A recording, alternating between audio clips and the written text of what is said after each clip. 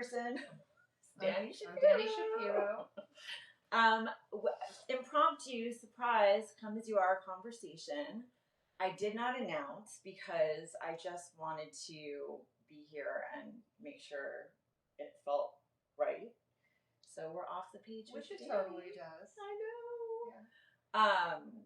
Dani and I have known each other like 20 years. Yes. And I love our origin story.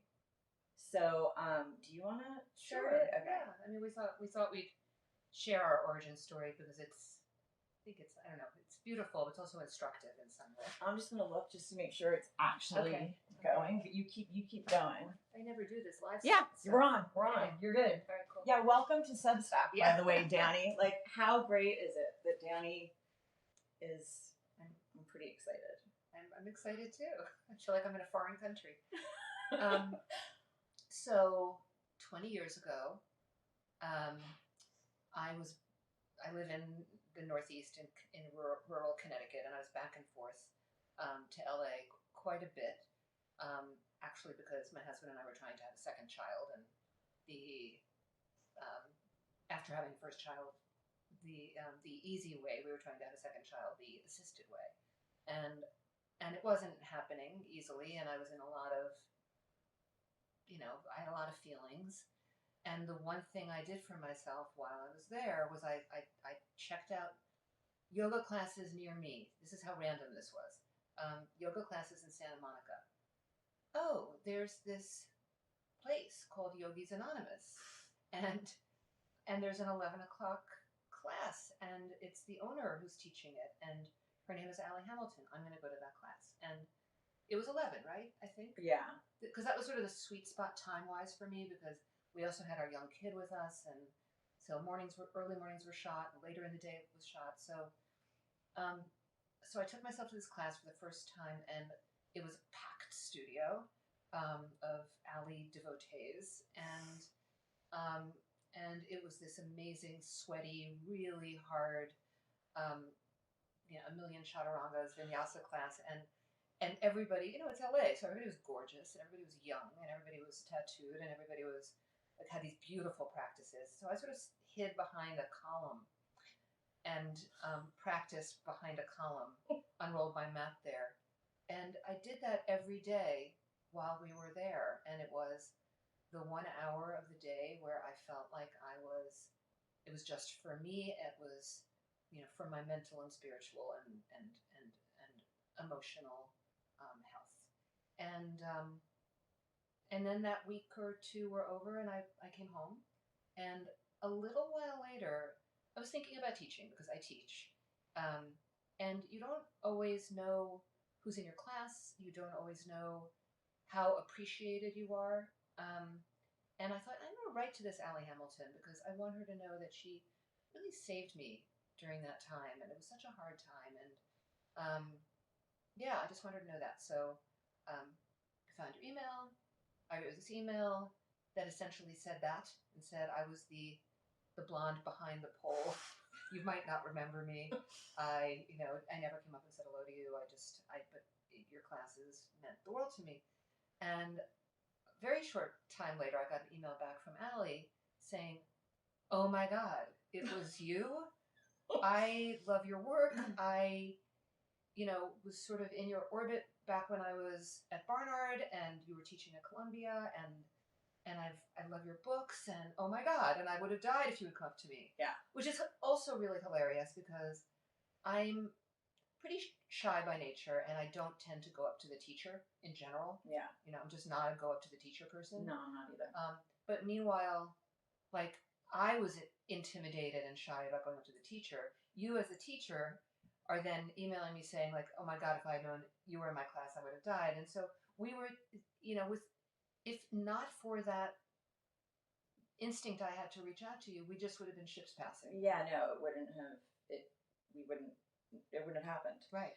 And actually, it was at Power Yoga. It was when I was teaching at Power Yoga. You're right. Yep. You're right. And you came back here, and you had said something to other, because you started downloading I was doing like audio downloads by donation.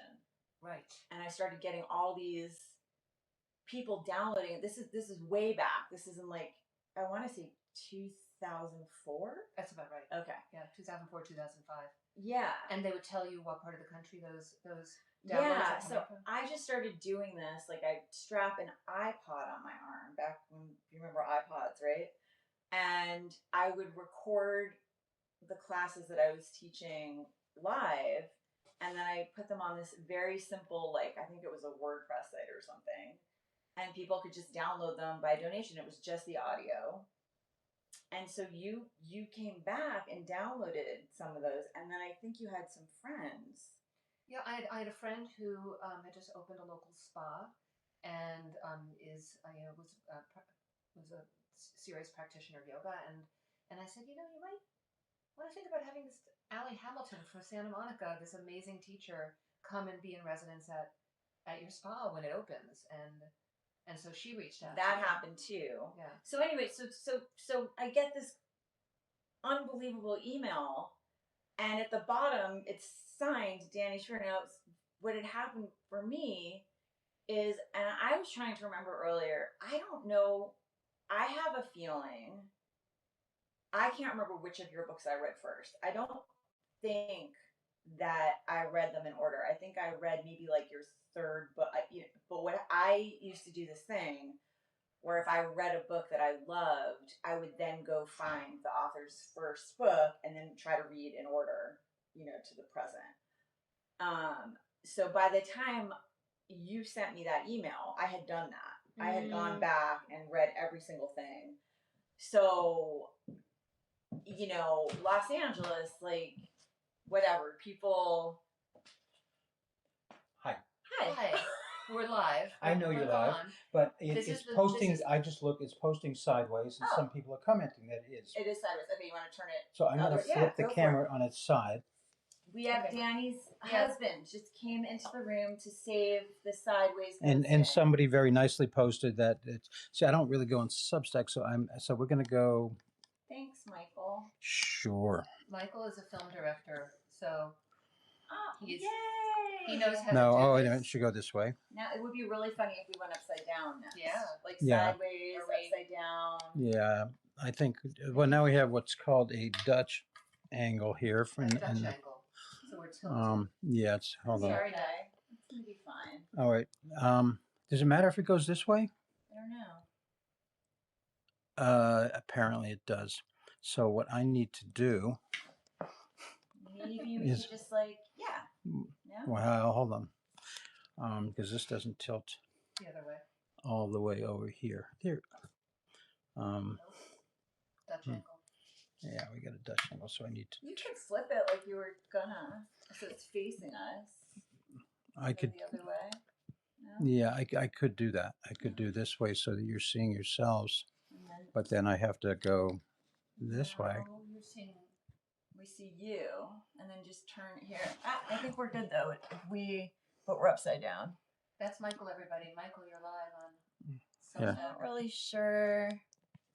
I don't know. Here, I think, yeah. Let me do it. No, it doesn't do it. That's the same problem we had before.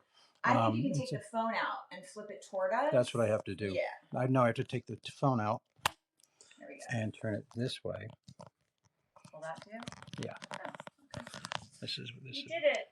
Hold on. No, wait, we're not there yet. Oh. We're not there yet. And. If you just flip the phone toward us, though, that way, would that not do it? No, this does it now. Yeah. Oh. It's just that it's just a long picture. I would have zoomed in a little bit more if I'd known. But here we are. Okay. Get a little closer together. We can do that. Thanks for bearing with us. Thank you. Whoever's bearing with us, thank you. All right. Are we good? We're very cozy. Yeah, you're good. 20 years, we don't mind. Okay. Bye. Okay, we're good. Okay. We're back, and we're not sideways. Here we upside are. down. Okay, so wait, where were we? I don't remember. You were saying, I remember. Oh, that you had read all my books in order. How could I forget that? right. So in LA, it's people come into your class, and sometimes you have celebrities come into your class because it's Los Angeles. I could care less. But if I had known that you were in the room, I would have not been okay. Like, I would not have been okay. So I just remember freaking out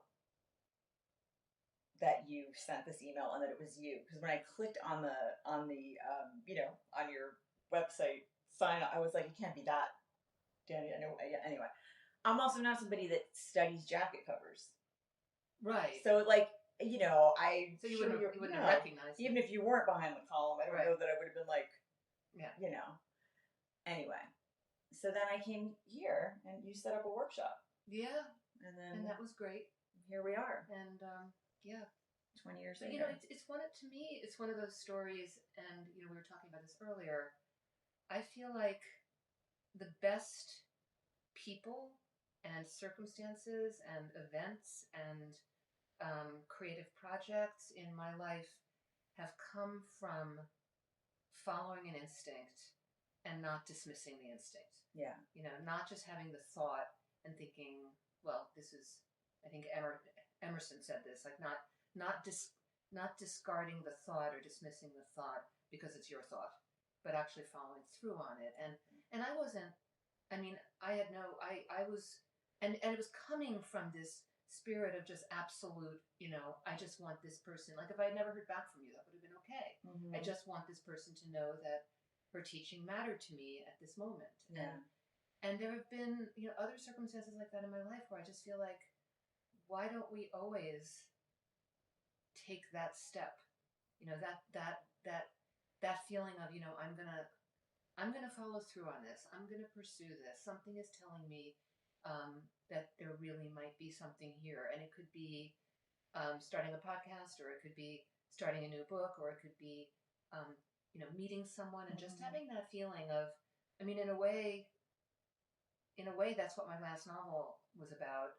Signal Fires is like, in a way, to me, I was thinking about like, why are we drawn to some people, and why are we the opposite of drawn to some people? Like, what is that thing of just having the sense that there's something that that we want to know, or that we want to.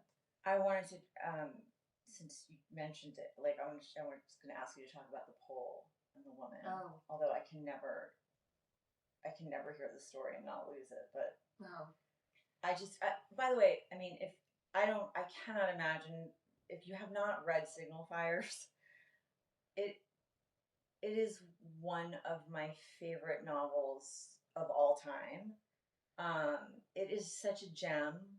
It's the most intricate, layered, beautiful. It's like a piece of art. It really is. And I know this is like clearly one of my closest, dearest, but it's like its own constellation, Thank you. Like it really is. It's so beautiful that I just want every single person to read it. It's just, and as someone who's read everything you've ever written, you are just like at the top of your game. It's stunning. So if somehow you haven't read it, like really, truly, don't hesitate. Like get it. It's, oh God, it's beautiful. Yeah, it really is.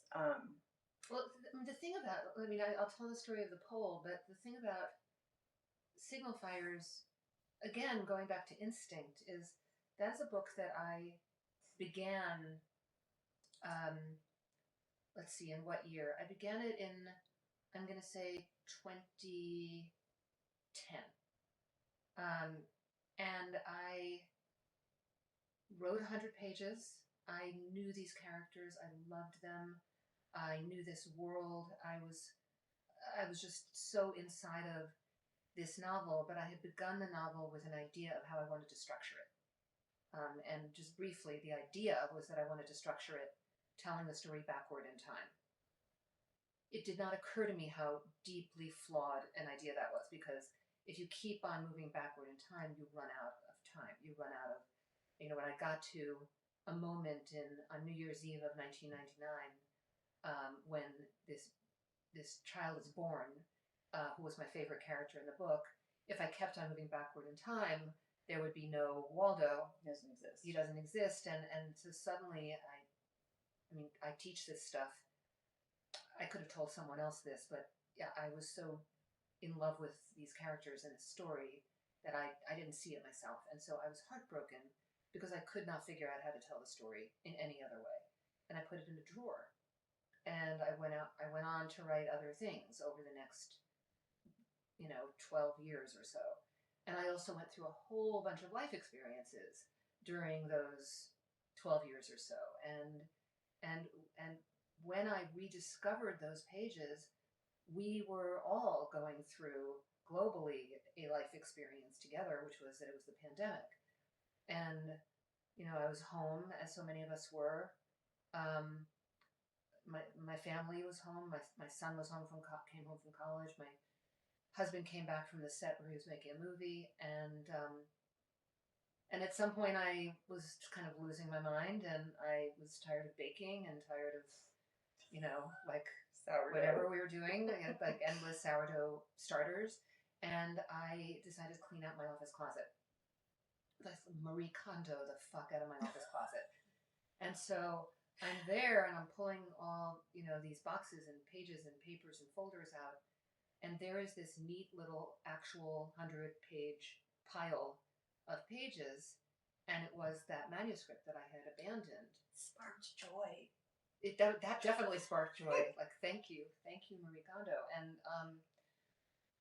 And something told me to go back to that like instinctive little voice. Read this. Mm. And I stopped in the midst of my chaotic like cleanup, and I just sat down in my office and I read those 100 pages. And a few things happened. The first thing that happened was it had been so long that I didn't feel like I had written them. I could read them really, really clearly. And I thought, these are good. These pages are good, which is not something I often feel when looking back at old work. I'm very self-critical. I just thought, wow, this is really good. The next thought I had was, the first part of this book takes place on one night in 2010. The second part takes place on one night, New Year's Eve of 1999, so effectively a decade apart. And then the thought that went through my head was, and now it's 2020. Now it's 10 years later. And who would these people have become? And it was like a thunderclap. And I thought, the boy who was 11 in 2010, he'd be a college student. Where would he be in school? He'd have to come home. He didn't get along with his parents. Oh, maybe his mother. I went through this whole kind of like who these people would be. And that in combination with the life experience that I'd had during that decade plus just made me know what I needed to do. And I sat down and I wrote the second half of that novel in maybe 6 months. I was just completely like electrified. I actually remember that time talking to you because you were like, I had a very good pandemic. Yeah. It's a horrible thing to say, no. but I did. I was in the deepest part of a really deep creative process. And so when Allie mentions the poll, this was not something that I ever once thought about while I was writing it, which is also its own kind of understanding of the creative process and how it happens. So in this community where I live, I moved from New York City to rural Connecticut, sort of near the border of Massachusetts, with my young family 22 years ago. And when we moved here, so my son Jacob was 3, going on 4. And we enrolled him in this preschool, this Montessori school, about 15 minutes drive from our house. And every morning I would drive Jacob to school or, along this country road. And shortly after we moved here, there was a tragedy in this community where a couple of kids were in a car, brothers, I believe, were in a car that skidded on black ice. If for those of you listening to this in LA, black ice is a thing in very cold weather that makes makes the road look like there's nothing on it, but it's actually just a sheet of ice. And they slammed into a utility pole, not speeding, not drunk, no substances, just a really, really bad piece of luck. And one of them died. And we were new members of this community. I didn't know this family. I didn't know these people. I remember driving down to town that day, and the police had barricaded all the roads, and there were cars parked everywhere because that's where the funeral was. And it made an impression on me, as it would for anyone. But then what happened is, on the road that I would take my son to school every morning, that's where the accident had happened. And there was a day, maybe a few weeks after the accident, where I was driving and I saw a woman sitting in a folding chair next to the pole. And she was planting flowers. And then every time I drove there, I would look out for her, and there she was.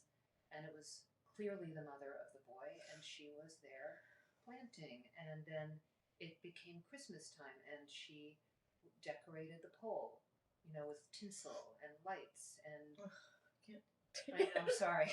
No, Sorry. I asked you to tell it. It was just and then time passed, years passed, and I would see her. And then more time passed. And then one day I was driving my, second grader probably up that road to school. And I realized that I hadn't seen her, and that she was gone, and she wasn't doing that anymore.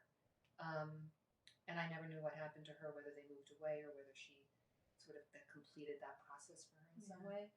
But the next thought I had was, there is this whole generation of families that have moved up here, and they're driving their little kids to preschool every day and singing, the wheels on the bus go round and round, and packing their lunches and driving this idyllic country drive.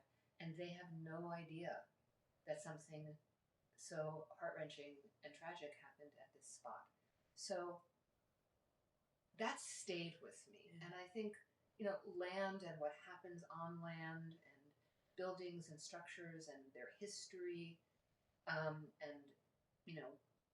a feeling of, the energy of a place, the hauntedness of a place, or a place that feels like it was filled with joy. We can feel those things. And if we tune in, we can feel them. And so that was not like in my head in some folder packed away like I'm going to write about that someday at all. But when I started Signal Fires, there was on the property, on the land between these two families' houses on a street, there was a massive oak tree. And it was different from all the other trees in the neighborhood. It had been treated differently. There were like wildflowers around it. And at Christmas time, it had become a tradition to sort of decorate it with tinsel and with twinkling lights. And I knew when I started the book that something terrible had happened at that tree.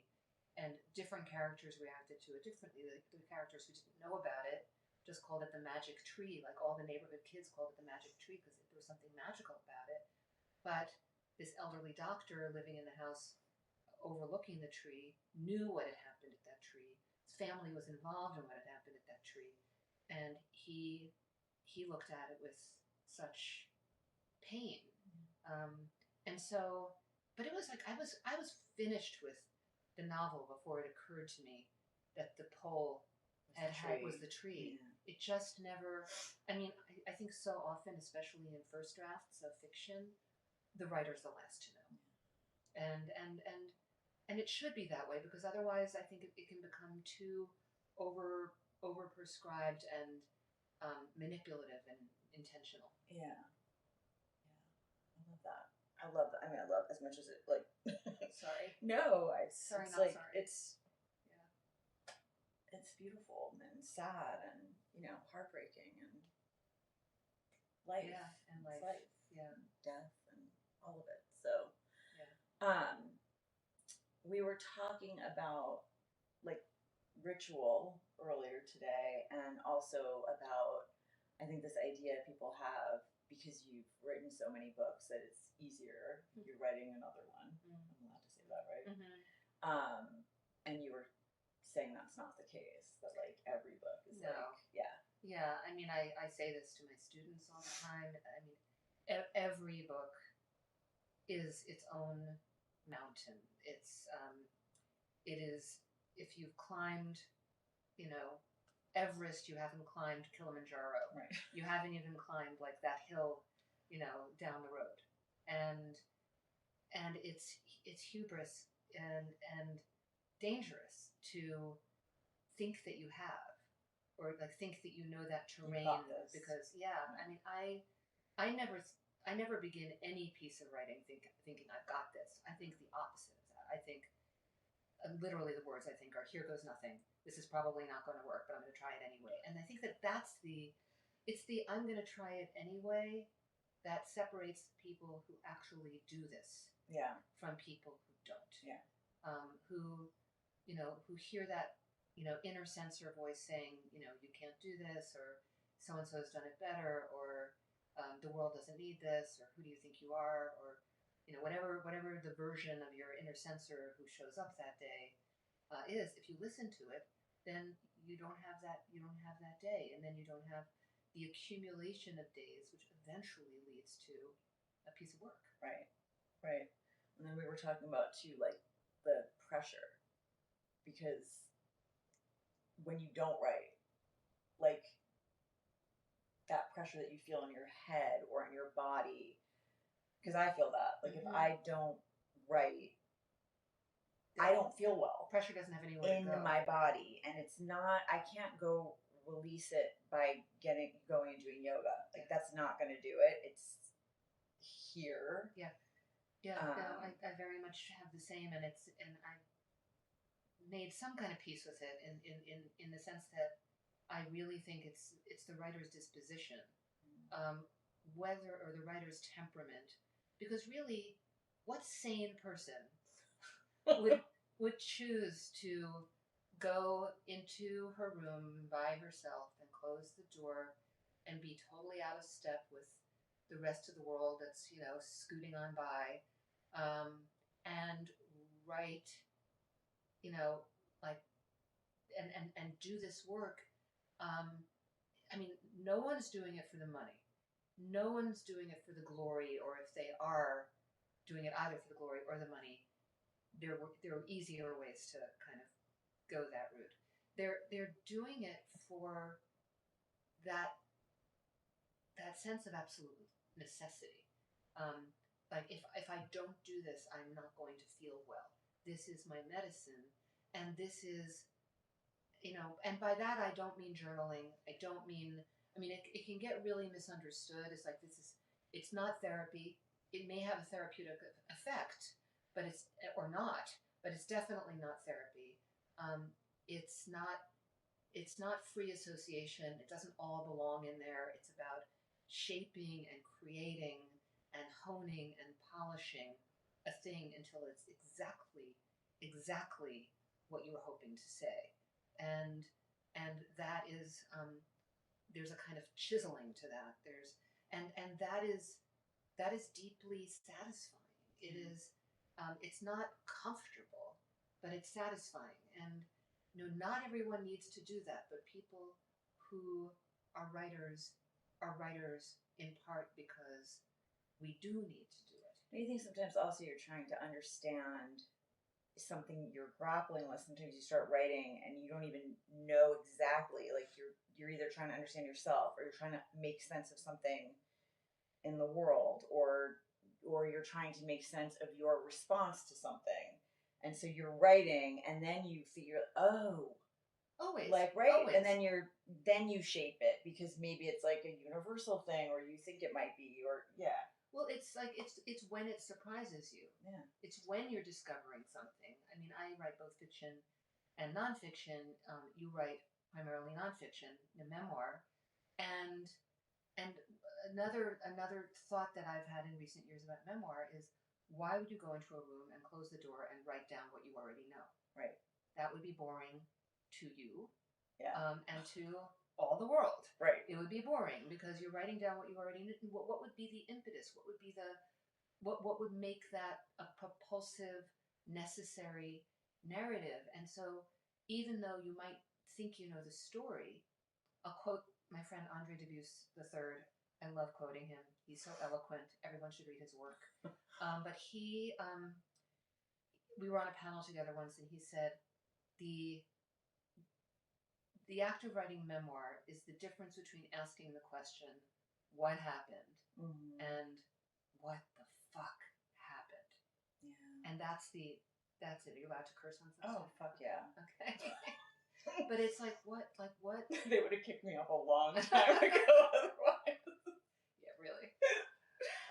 But it's like, what's underneath? There's and I mean, my whole life has been an object lesson in that. Oh yeah. And if I mean, especially given everything that's happened in my life as it's unfolded, the fact that I have a shelf full of books that I can go back to that are proof, published books that haven't been, tampered with or changed in any way, that I, on some level, knew what I was digging for. Or at least I knew that digging was how I was going to survive and how I was going to get at whatever it was that I was troubled writing by. memoirs for no reason. Yeah, I had no intention to ever write any memoirs. I did not want to write a memoir. I mean, my first 3 books were novels, and I felt like I was being haunted by a story that I needed to tell as a memoir. And I was writing that memoir really as like a cure for my fiction. Yeah. Not to then write more memoirs. Right. And no one was more surprised than me that was happening. And now it's even. It's an even number. Yeah. I mean, my new book that I'm working on is a memoir, so it will be 6 and 6 when that book comes out. Amazing. Yeah. You said something to me. I don't know if you're gonna remember this, but after my mom died,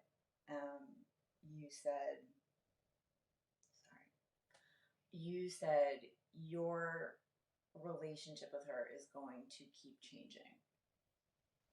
And you said it, I mean, it might have been the day after. It was really early. And I didn't fully understand at the time because it had just happened, but it did comfort me in this way because I knew if you said it, it was true. And it is true. And it's so interesting because I understand more, I think, now about my relationship with her and about her than I did, certainly when she was alive. And I feel like one of the things that I wanted to ask you about, and I didn't, talk to you about this, but I think a lot of the time people who write memoir, one of the things they grapple with is I want to tell this story, and it might not, I'm telling my version of how it felt for me. It may not put all these other people in the best light, but I'm telling the story the way that I remember it and the way that I feel it. And sometimes people really have a hard time with that. I certainly, like, when I wrote Yoga's Healing Power, I felt like my mom was on one shoulder, my dad was on the other. I could not write the book I really wanted to write. And, we all know the Anne Lamott quote, like, if people wanted you to write warmly about them, they should behave better. That never really helped me. Yeah. I love the quote. Yeah. It just didn't really help me personally. But I am now currently, working on this memoir where I've been very honest about my mother. And what has been surprising to me is that it actually feels like the most loving thing I could do. Mm-hmm. And that shocked me. Mm-hmm. And I wondered 2 things. What's your feeling about that whole topic generally, just writing about other people? How do you grapple with that? Do you grapple with that? And 2, because I feel like it it honors the actual relationship. Maybe if I didn't feel like I love my mom so much, as much as it was a very painful relationship, I really love her. So I don't grapple with that part of it. It just, the relationship itself is really painful. But I think the more truthful I am, it's almost like the more loving it is, because it's honest. I'm not pretending, or, it's just like, this is how it was. And yet somehow or another, there's still love there, It feels almost like those plants that come up through the pavement, like how the hell, where's the, anyway. Well, no, but I think that at the risk of sounding sappy, that's what love does. Yeah. I mean, love is going to find Some its way through the cracks. Yeah. I mean, I have so much to say about this. I'm trying to kind of organize my thoughts. First of all, in terms of writing about people that we love, we care about, or been part of our lives, or who we can't stand, or the relationship between the self who's writing the story and the story is the story. So if you had, like you were saying, with your first book, with your parents, like one on each shoulder, that wasn't going to happen, right?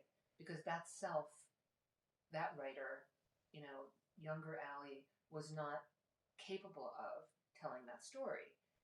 If you were to wait another 20 years to tell this story, it would be a different story than the one you're writing today. Yeah. And so we're always kind of contending with like what our relationship is at that, I mean, I've written about my parents in so many different ways over the years. And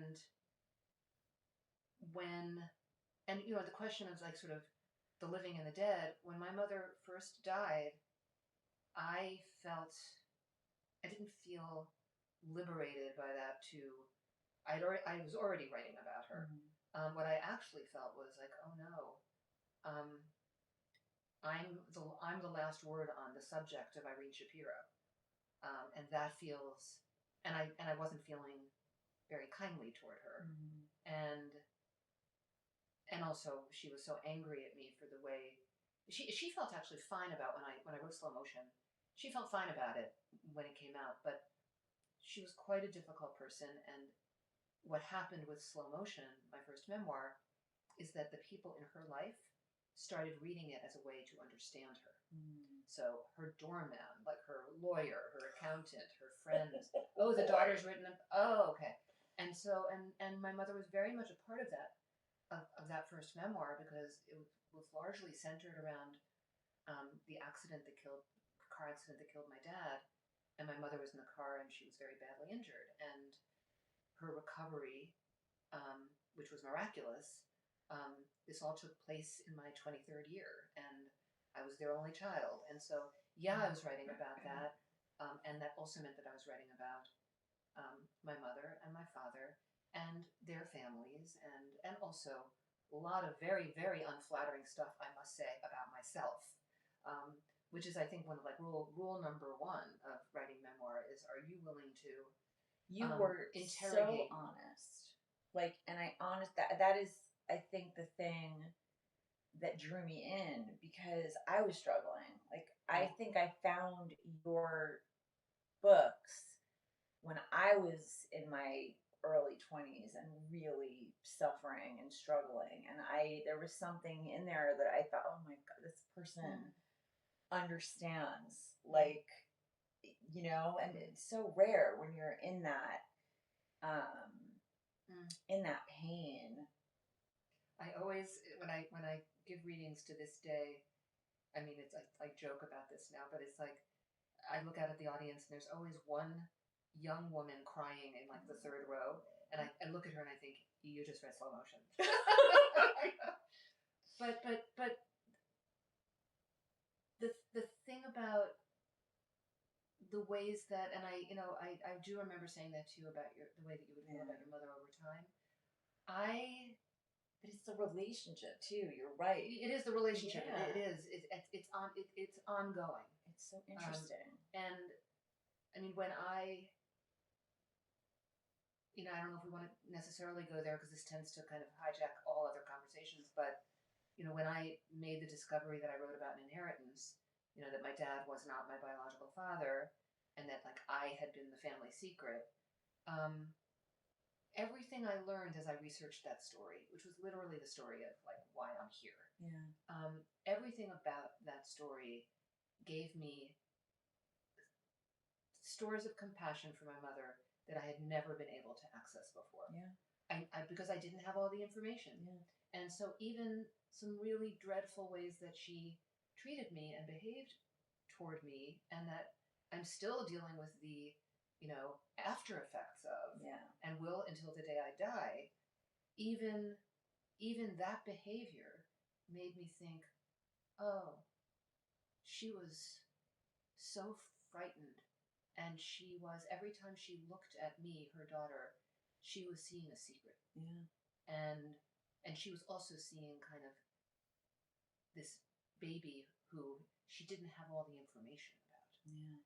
And how, and hadn't meant to, hadn't, like, that wasn't her, it wasn't part of, like, what she thought was going to happen. Right. Right? Or maybe she hadn't really understood that part of it. Like, no, she sometimes definitely people... did. She just drove ahead. Yeah. And thank goodness she did, because I wouldn't be here. Right. I'm glad I'm here. And she was very determined to have me. Yeah. She was very, very You were determined. wanted. I was very wanted. Yeah. By my mother. And but I now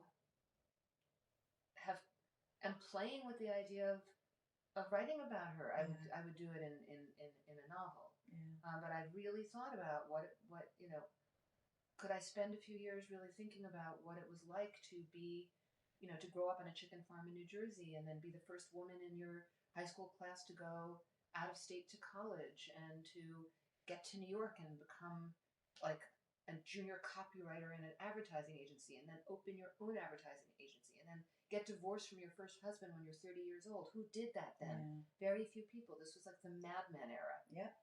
And I could never have spoken this way about my mother a decade ago. Right. So, I mean, that's a fairly big, dramatic kind of shift in a relationship. But it's because you keep evolving. Right. And so, and then as you, it's just, it's a similar, so many things have happened along the way. Like, I remember when I had my kids, my compassion for my mother increased because I was like, oh my gosh, she did this when she was 24. It is hard. She was 24 years old. Like, this is hard. So, that was a new awareness, like, that I had not really understood. You can't understand till you're, not sleeping. And, and so all along the way, and I think also now, just thinking about the rage of, like, in 1974, when I was, I was 3, like, my dad left in 1974, 1975, like, you could just have gotten a credit card as a woman and a bank account in your own name. So that's when my mother is, becoming a single mom. And so, of course, she's, like, looking for a husband. Like, I can understand things in a different way than I could have really, so you start to just soften a little bit. And I don't know, I understand the rage in a different way. And I feel like a lot of the rage that she directed at me that I thought was about me, I think was more about this world that we were in, and that she was sort of like, in a very twisted way, trying to prepare me by fire. Like, here, I'm handing this to you because you're going to need to deal with this, and you better toughen up, and it wasn't good, it really. But you were able to see it from a different. Now I can. Right. But that, that's also something you and I've talked about, which is, you're writing now, like, if you're writing about your mother now, you're writing from a place of a lot more compassion. Yeah. A place that you're not writing from and that you've never written from, and that I have never written from, but I read a fair amount of work that is written from, is revenge. And for anyone who's watching, who's a writer and who's like kind of grappling with this stuff, one way that you know if you're writing from a place of revenge or sort of score settling is as you're writing, you're thinking about that person and thinking, I can't wait for them to read this. This is going to show them. They're really going to see, my point of view. That is, you're not ready to write it. A good sign. And that the incoherence of big emotion while it's present does not lend itself toward good writing, and it's uncomfortable to read.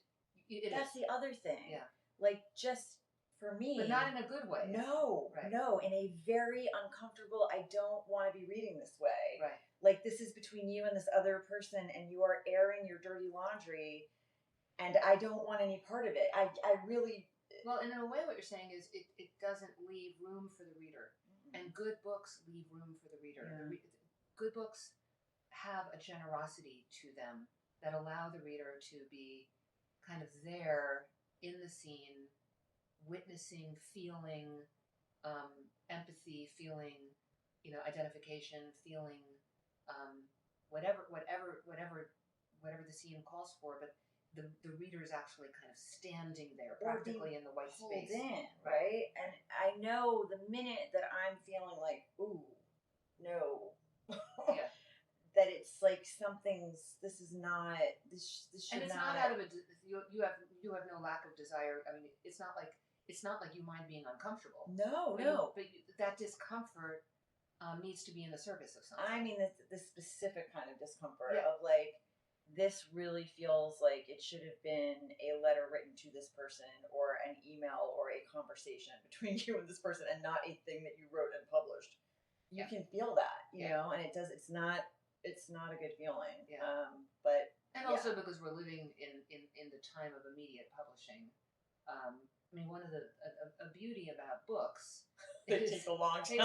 They take a really long time, and then they go through many iterations of, and then this is also something I'll often say to my students is that if you're sitting there working on a first draft of something and you're worrying about what people are going to think, don't worry about what people are going to think, because it's not going to leap up off your desk and onto the shelves of your local indie bookstore. I promise you.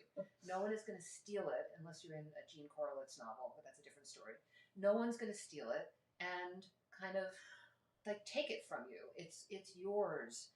Keep it under lock and key if you're concerned about that, but keep it password protected. But it is going to go through so many changes before it is ready for prime time, and multiple drafts, multiple people reading it. If you're at a publisher, multiple people weighing in, and then there's page proofs and first pass pages and second pass pages and copy editing, and you have so much time to be with this thing. Like if there's something that feels to you like you're taking a pot shot at someone, or that you want to kind of interrogate in a different way, you don't have time to do that. So I think that voice, saying what's so and so going to think, is also the voice of the inner censor, which is not to say I would never say like let yourself off the hook, because that interrogation it's to me that's the ethical thing to do. Yeah. When Anne Lamott said that, but I'm remembering like in my, I believe it was in the acknowledgments of Slow Motion, I thanked my family, like my whole family, extended family, and I said, no family hopes, that a writer will be born into its midst, and especially not a memoirist. But, no family is like, oh, psych. Right. Yay! So and so is getting an MFA in, creative nonfiction. I can't wait. It's so interesting too, like when you do have people who are alive and they're reading your stuff. I was always fascinated by this, like my dad.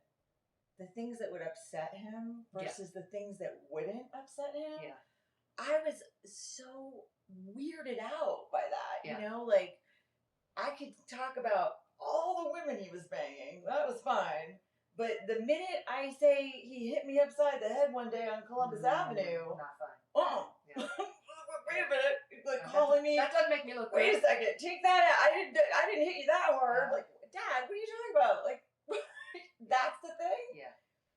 You know, it's just so interesting. Like, Well, and it's really instructive too, because then what that lets you know is that you don't know. right. And so if you don't know, maybe it's best not to worry about that in a first draft. Yes. I mean, when I gave Slow Motion to my mother in Galleys because I thought the book might upset her, and I had very specific things that I was concerned would upset her. Yeah.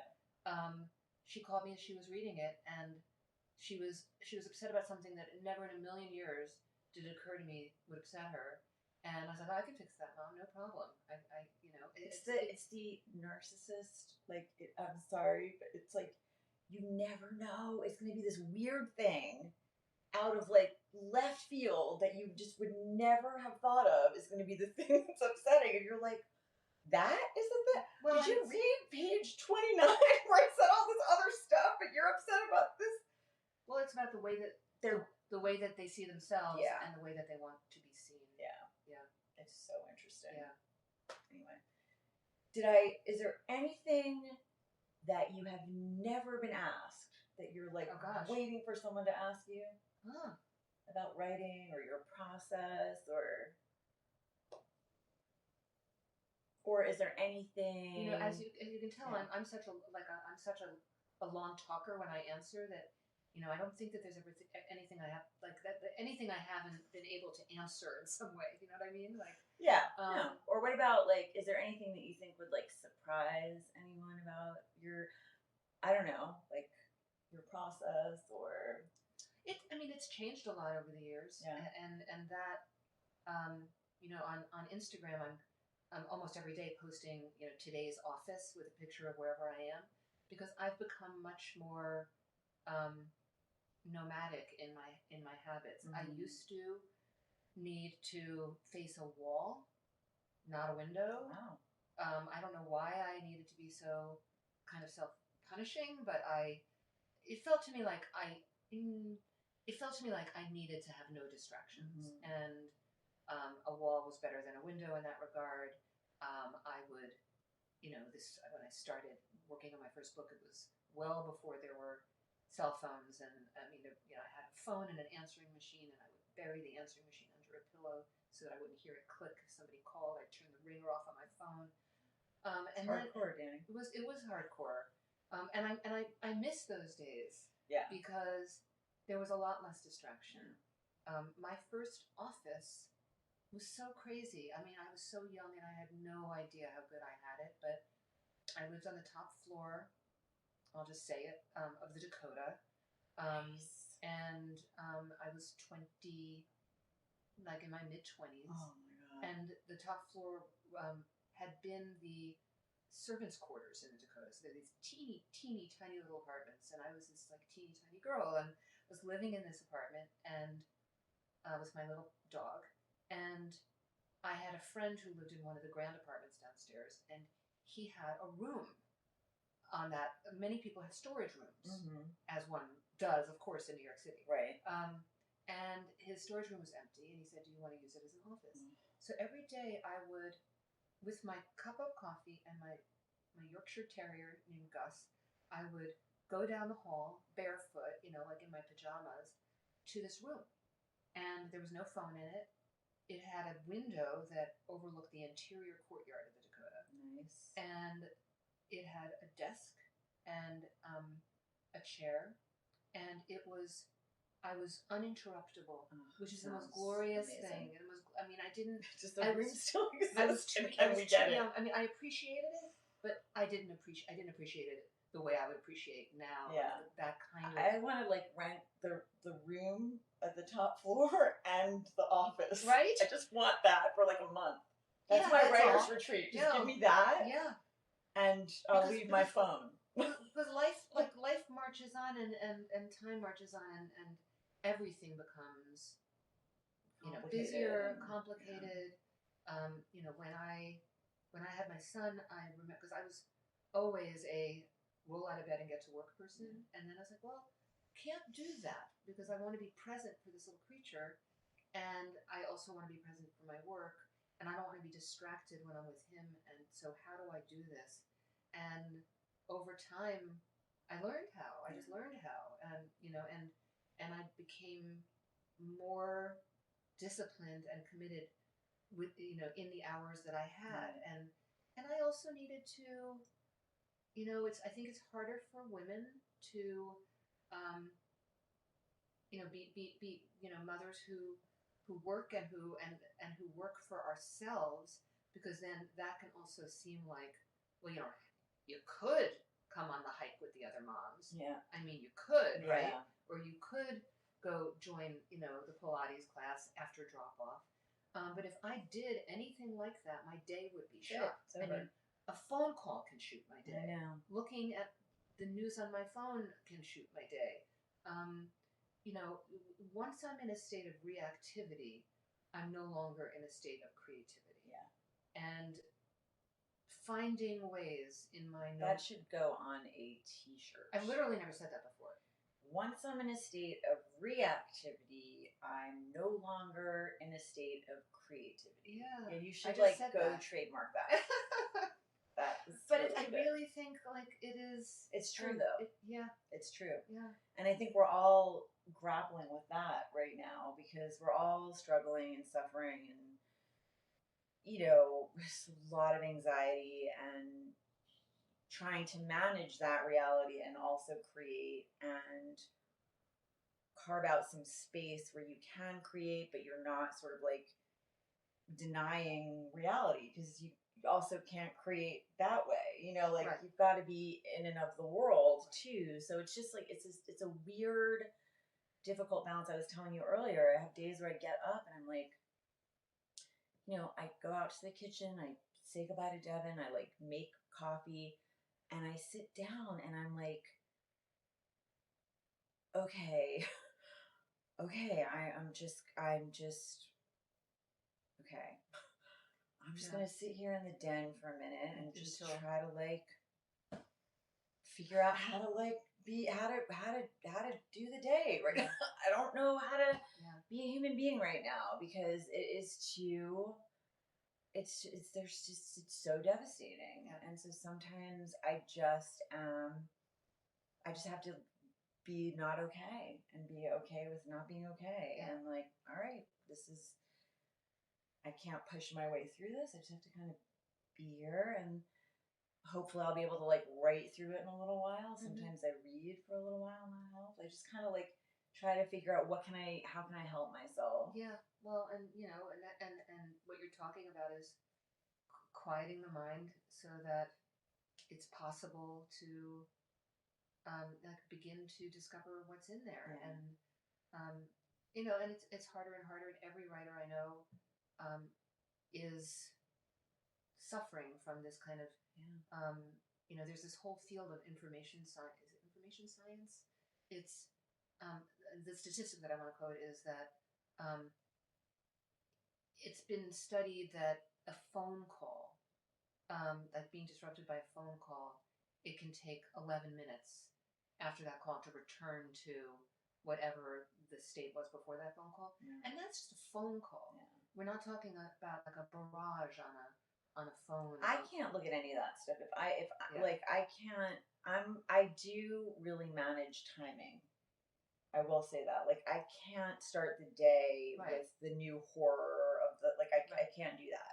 So I do have my rituals, and I do have my ways of protecting my head. And it's definitely coffee and quiet. And if I'm reading, I'm not reading the news. That's not. I'm reading some essays or Jane Kenyon has this beautiful line in her instructions to writers, which is keep good sentences in your ears. Yes. So that. And a day spent reading is not a wasted day. No. A day spent reading is just about the most beautiful thing imaginable. And I think with a friend. Yeah. Those things are, it's they feed us. They and, do. Grace Paley, the great late Grace Paley, was like one of the greatest greatest short story writers of the 20th century, and she was a professor of mine at Sarah Lawrence. And Grace, I remember her once saying, and I didn't know what it meant at the time, but she said that she wrote in the bathtub.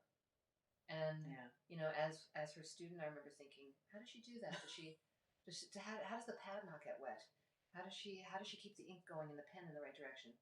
And it was years later, many years later, when one day I was taking a bath in the middle of the day, and I thought, oh, it wasn't literal. She meant she took a bath. Yeah. So what are the baths? Like, what are the and for me, I guess what I would say is respecting that it keeps changing.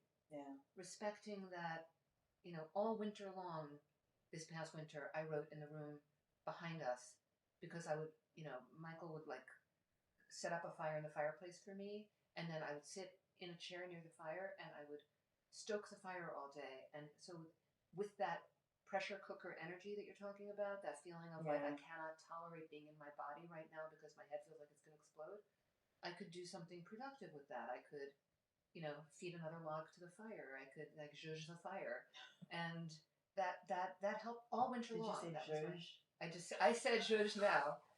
Don't tell my fires. Yeah. Anyway, yeah. I mean, this is how we come to know ourselves. It is. Yeah. It is. I know. Thank you for asking me to do this. Best. Are you kidding? This is really fun. This was so great. I just I want to come once a week and do this now. No, this was the best. Thank you for doing this. Thank you. Yay. And I love you. I love you. Thank you. And I love you. And I'm gonna go to the other side. And isn't Dani the best? Isn't she the best? I'm like the luckiest. Okay, I'm gonna see if I can remember. Oh, you know what? I'm gonna put my glasses on so I can see how to make it stop. Alrighty. Bye, everybody.